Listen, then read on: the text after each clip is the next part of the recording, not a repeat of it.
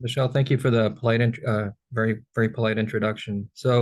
I always have difficulties giving talks like this, the virtual talks. I can't see the audience, and so I don't have this immediate feedback. So I'm going to apologize if I look a little bit, sort of off balance.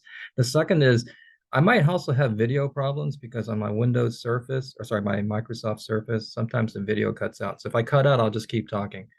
So I'll talk about the wide field approach, and Mustafa has done actually, he's done all the work for me to introduce the technique, but let me just be a little bit repetitive, okay? So I didn't know how to start out this talk, and so I decided I would tell you why I'm doing what I'm doing. And this has to do with funded research on perovskites. If you don't know anything about perovskites, this is sort of the latest and greatest material for solar cells. What I'm showing you here is the National Renewable Energy Lab, or NREL, best cell efficiency chart. This is the world records. If you look at the circles that are yellow, you'll see that since like 2012, people have been making better perovskite materials for solar cells, and their device efficiencies are like 25% these days.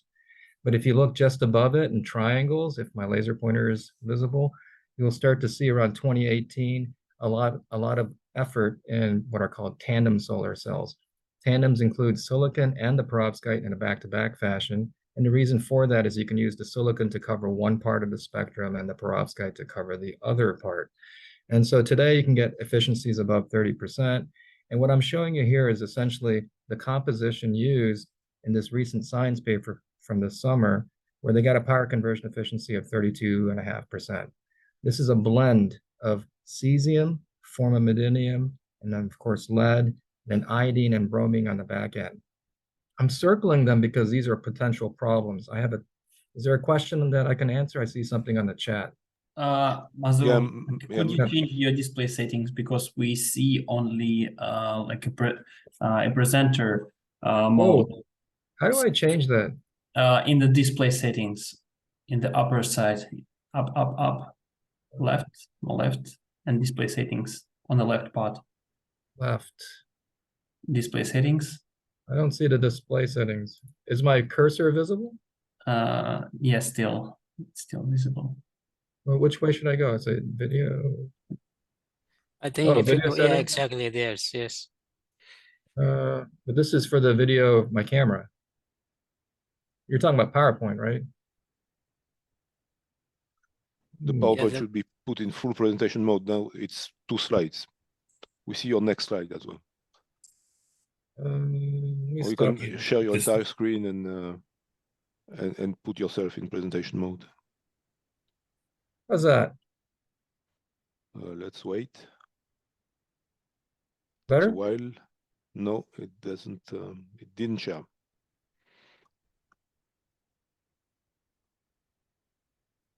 That one? Yes, they're much better. Yes, that's Thank great. you. Yeah. Okay, excellent. so I had two monitors, and so I just disconnected the other monitor.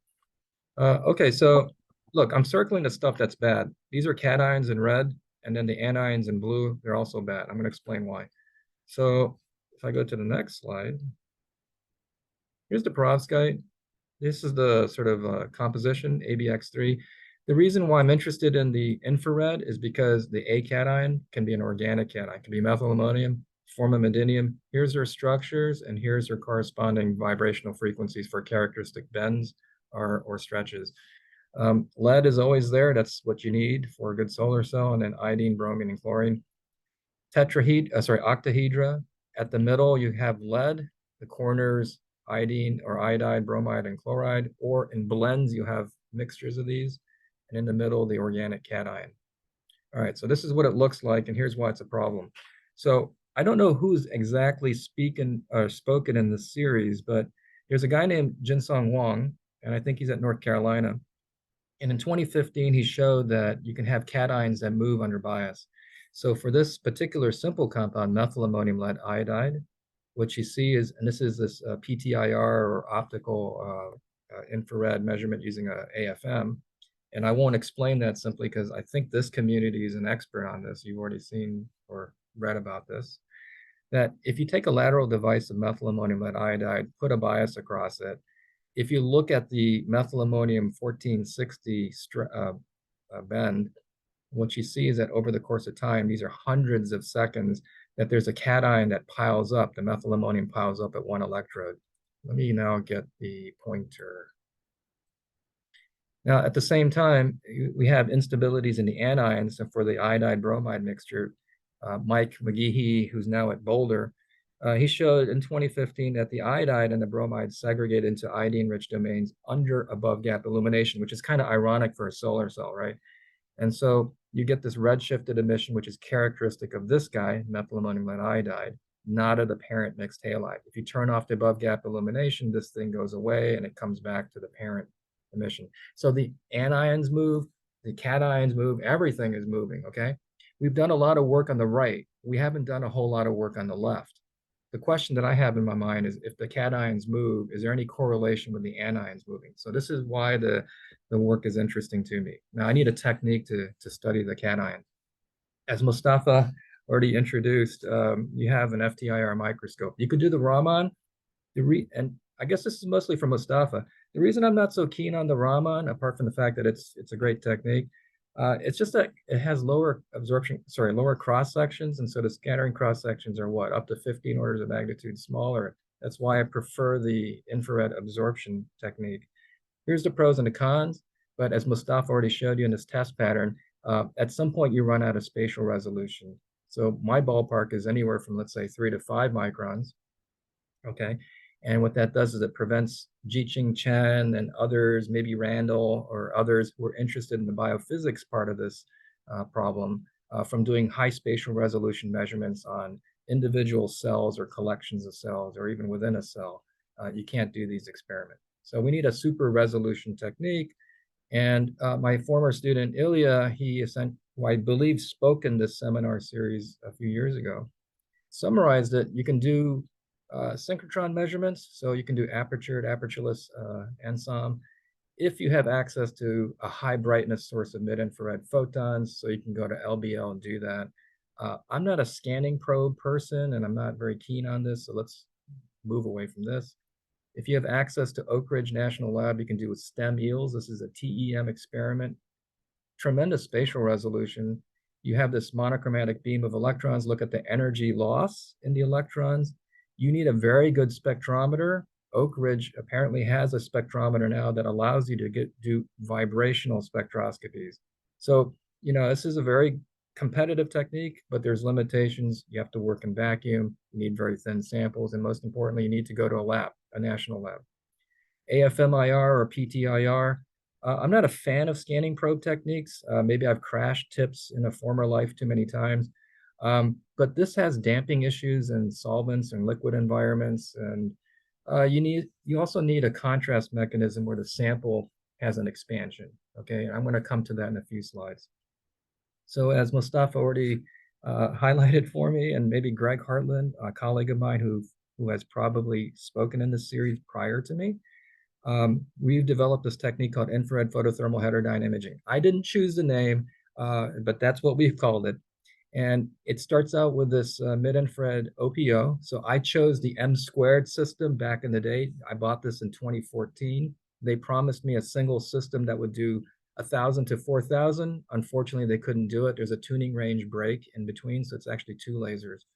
We're going to focus on the fingerprint region, Cassegrain, just like Mustafa, 0.65 Ealing, 532 CW diode laser, high NA refractive, a Nikon 0.9 or 9.5, Mad City stage, and a sample there. So this thing is operating at 20 kilohertz in our case. You can see the intensity modulation here at 20 kilohertz, periodic changes to the sample's properties. That includes not only the temperature, but also the refractive index and the size of the particle. That imprints on the visible probe laser intensity modulation for the scattered light. And then we pick that up with an auto balance and then a lock-in, an SR830 or a MFLI Zurich Instruments lock-in. The nice thing, as Mustafa has already said, is that the spatial resolution is dictated by the probe and the NA of the refractive objective. So we get 300 nanometers. So in the next slide, just prior results demonstrating this. Here's 100 nanometer bead, 300 nanometer polymethyl methacrylate. Scale bar is 1 micron. I can spatially resolve it. Single bead spectrum, you can park your microscope on top of a single bead, take the corresponding spectrum. compare that to the ensemble FTIR in either case, and it's pretty good agreement. So I call that spectral fidelity.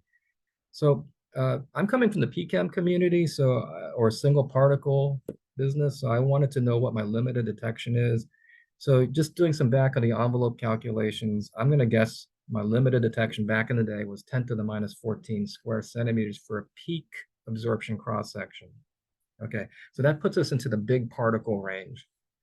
Contrast mechanism, I was curious as to what the contrast is, because if you remember the AFM technique requires the tip cantilever to pull back a little bit, change the frequency at which it's oscillating. That's a mechanical thing. Maybe there's another contrast mechanism. So we modeled this. So Ilya worked with a colleague over in Russia, Pavel Franzusov, to model this. Any photothermal starts with absorption, non-radiative relaxation, local temperature change. And then here we have two terms that contribute to a change in the scattering or backscattering cross-section. A size change, the particle size changes, the density changes, the corresponding refractive index changes, and that's shown here. So there's two contributions at least. That imparts the intensity modulation. The modulation depth is proportional to the absorption. And so here on this slide, for the size range that we're interested in, let's say a few hundred nanometer particle, which one dominates? This one on the left or this one on the right? That was the generic question. And so based upon these calculations, the blue circles, the magnitude of the refractive index change is larger than that of the physical size change in terms of its contribution to the change in the backscattering cross-section. So we think refractive index matters, and that's to be contrasted to the AFM-IR technique, which exclusively depends upon the physical size change of the particle. And so here, that's true for polystyrene, polymethyl methacrylate, and perhaps only in the smallest sizes do we have a crossover of the contrast. And on the right, I'm showing you Greg's, and this is Greg Hartland's COMSOL simulations. I'm going to admit I'm not a COMSOL person, okay? But if you look at the black curve, this is the response, the photothermal signal that decays. And then the highlighted region just shows you that the time scales are like 500 nanoseconds. So please remember that. I'll come back to that in a minute. Okay, we demonstrated this. So Mustafa, we demonstrated this on what, micro nanoplastics. And so I'm on the physical analytical side, so I'm not doing bio. So we looked at micro nanoplastics. Did you know that if you have plastic tea bags from Starbucks or Tivana, those have nylon 6,6 and they're going to leach out micro nanoplastics, and they leach out about 10 to the 8 or 10 to the 9. You can sit on top of them and actually take the spectrum and compare it to the ensemble, and it's nylon. Gold nanowires. Suhasas, I think you're at what, Rice University with Stefan? I thought he was moving to UIUC, but we also looked at plasmonics. We got some samples from Oak Ridge, and it turns out you can get plasmon resonances in gold nanowires depending upon the length. So you change the length, you change the plasmon resonances, and sure enough, we can map that out. And what was cute about this, by the way, the astraces are what we predict the plasmon resonances are for a given length. The cute thing here was that you can image, and if you really are generous, please be generous today, and look at the peaks and the nodes of the images, you can suggest that we're looking at an image of the plasmon resonance. But here's the problem. The problem is that the heat's dissipating, right? The heat equation would suggest that there's rapid dissipation in the wire, and so consequently, we start to wash out the contrast. That's bad. It shows you a limitation of the technique. Now, I've come full circle now. And let's talk about the cations again in the mixed halide perovskites. In this case, it's formamidinium and methylammonium. You already know what the characteristic stretches are and the bends. If I look at 1460 in a film of this stuff, here's the signal. If I look at it at 1710, here's the signal. The ratio map, which accounts for changes in the thickness or the amount of material that's present in this film, shows you that there's spatial heterogeneities in the cation distributions. What I'm trying to say is that anyone making these materials for solar cells doesn't seem to recognize the fact that it's not a uniform blend.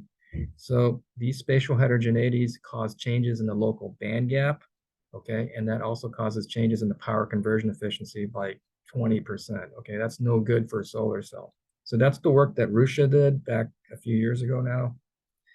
And then here, Ilya wanted to repeat Jinsong Wang's work with the AFM or PTIR technique, we're going to work on formamidinium cesium lead iodide and do a before and after of a film under bias.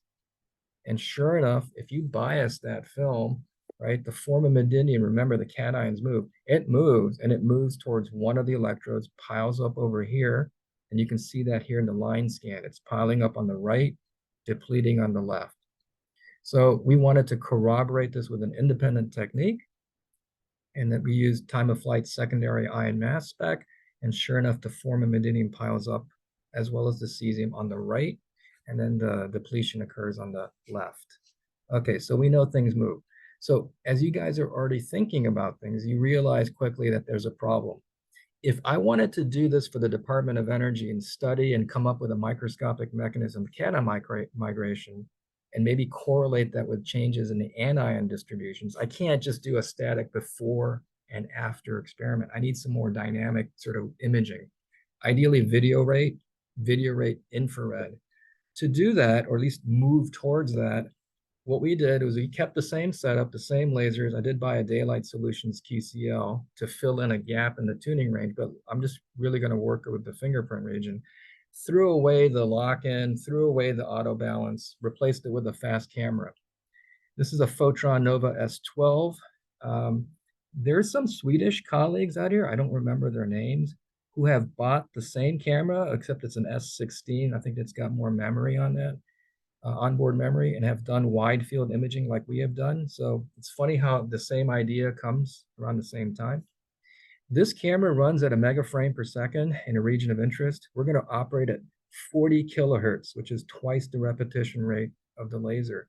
Every time the laser fires, we're going to take a look at the sample, take a picture, and then between shots, we'll take another picture to develop a picture of the background.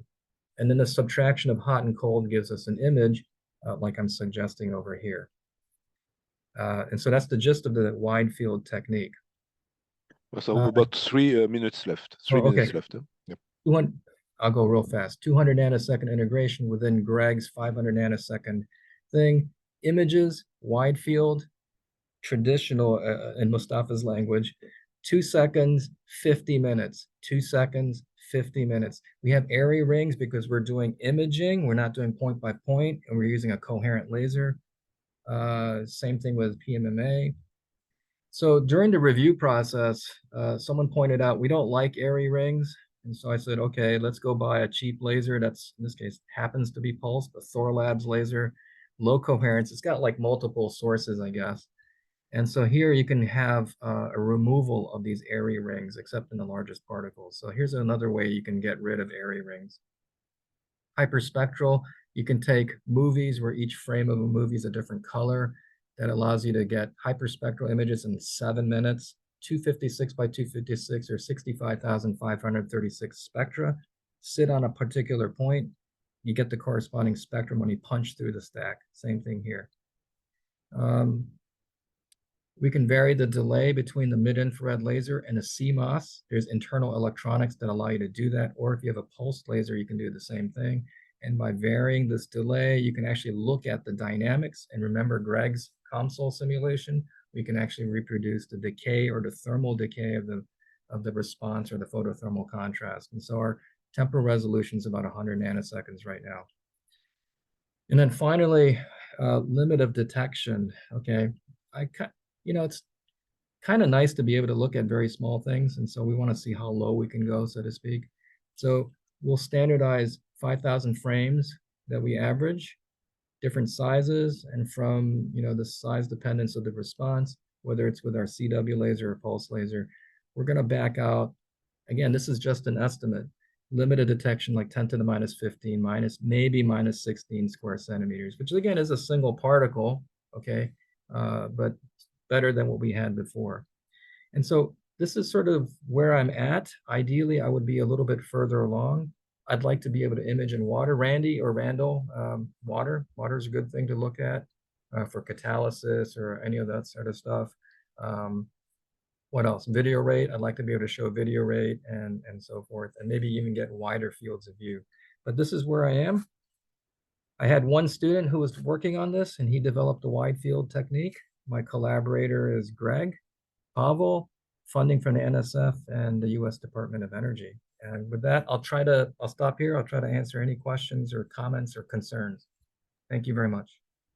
Thank you very much, Dr. Kuno. Let's say now if you have questions, please speak, or I see something in the chat. Yeah, so that's just a remark about the presentation mode. Yeah, go ahead. I'm happy to ask a question. Masaru, yeah, thanks for talking about this. This is super cool. I had a question about one of your last couple slides. I was going to ask about the kind of new limit of detection with the wide field version, and I kind of thought the limit of detection was going to be sort of less favorable. You're not modulating as fast, so you should probably have more 1/f, more technical noise. And it seems like the wide field version gives you a better limit of detection. And I want to know if you could talk about that. Why is that? Well, I think first of all, we're averaging not just one. I mean, it's 5,000 frames, and so there is a lot of averaging going on. Second, in terms of the implementation, the scanning technique. The scanning technique takes a little bit of time, and as you already know, and even though we're using a Mad City closed loop stage, there's drift in there, and then the objective position starts to drift too. And so I suspect that the combination of things moving around makes as Mustafa said, the traditional version where you're scanning a little bit more prone to or susceptible to noise. And so with the camera thing, it's just 1 second or 2 seconds of data, and then it's done. So there's nothing really moving around. I don't know. That's my sort of gut, I don't know, hand wavy explanation. Yeah, thank you. Thank you. I saw another question by Subhasis. Yeah, I had a question similar direction actually. That the limit of detections, it depends on a lot of parameters, right? In the power, indication times, and the absorption cross section. So thinking about the absorption cross section, so in terms of molecules, so what is the limit in terms of concentration? You think that how many molecules can be detected? I mean, we can do some back of the envelope in terms of, Yeah. I mean, again, infrared. I mean, just to thinking in the terms of the single molecule imaging. So in that terms, how far is it?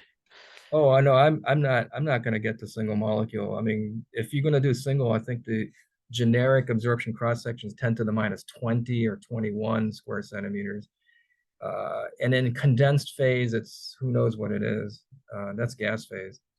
I'm like orders of magnitude here away from that. So I'm going to always be looking at ensembles, even if I reduce this limited detection, even if you believe me, and then you reduce this limited detection by, let's say, another 2 orders of magnitude, I'm still always going to be looking at a small ensemble of things.